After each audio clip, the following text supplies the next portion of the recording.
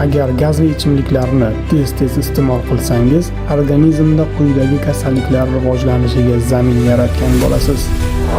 Astma kasali, jigar yetishmovchiligi, tish emalining yemirilishi, yurak kasalliklari, semizlik, reproduktiv salomatlikka salbiy ta'siri, qandli diabetning rivojlanishi. Taxminan 76% mashg'ulotlar yoki mas'uliyatli ishlardan oldin energetik ichimliklar ichishni yaxshi ko'radi. Agar siz faqat energetik ichimliklar ichsangiz nima bo'ladi?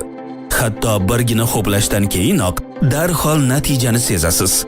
Shakar molekulasi tilning tam kurtaklariga tushadi. Miya dopamin ishlab chiqarish buyrug'ini beradi.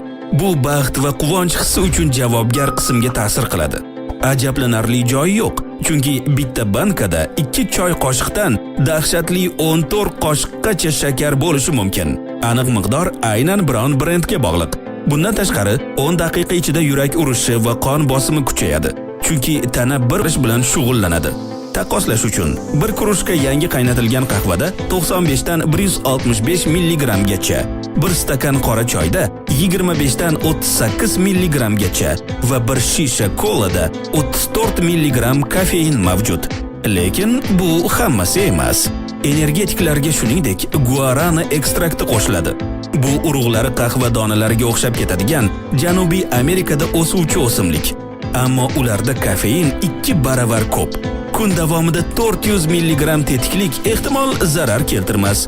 Lekin bir vaqtning o'zida 200 mg dan ko'p dozani oshirib yuborish salbiy oqibatlarga sabab bo'lishi mumkin.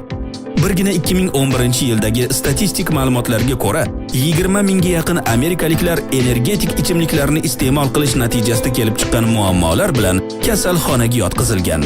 E'tiborni tortadigan jihati, ularning aksariyatini 18 yoshdan 25 yoshgacha bo'lgan yoshlar tashkil etardi. Ikkinchi o'rinda 26 dan 39 yoshgacha bo'lganlar guruhi edi. Suv o'rniga kuniga 8 stakan energetik ichimlik ichish yurak urishi tezlashishi va qon bosimi ko'tarilishiga sabab bo'ladi. Arterial gipertoniya kabi yurak qon tomir kasalliklarini rivojlanish ehtimolini oshiradi. Bitta tadqiqotda Avstraliyaning zaharlarni tadqiq qilish markazi tomonidan 7 yil davomida to'plangan ma'lumotlar tahlil qilindi. Yurak urishi tezlashishi, asabiylik, titroq va oshqozon ichak traktining buzilishi 300 ga yaqin murojaatlarda kofeindan zaharlanishning eng mashhur belgilari deb topilgan. 21 holatda esa yurak va asab tizimi bilan bog'liq jiddiy muammolar, gallyutsinatsiya, qaltiroq, aritmiya va yurak yetishmovchiligi kuzatilgan. Oxir oqibat 128 bemor kasalxonaga yotqizilgan.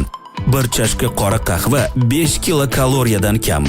Ammo energetik ichimliklar shakarga boy. Aytaylik, 8 stakan Red Bull sizga taxminan 850 kilokaloriya beradi. Bu semizlik va ikkinchi toifa diabet xavfini oshiradi. Barcha xatarlarni oldindan bilib bo'lmaydi. 16 yoshli bir yigit 10 yil davomida kuniga kamida 2 bankadan energetik ichadi. Biron marta sog'lig'idan shikoyat qilmaydi. Keyin birdan 3 kunlik komaga tushib qoladi. Shifokorlar buning sababi surunkali uyqusizlik va kofeinni suiiste'mol qilish ekanligiga shubha qilmadilar. Muxtasar qilib aytganda, ba'zida o'zingizni biron narsa bilan mehmon qilish unchalik xavfli emas. Lekin siz faqat energetik ichimliklar bilan uzoq yashay olmaysiz.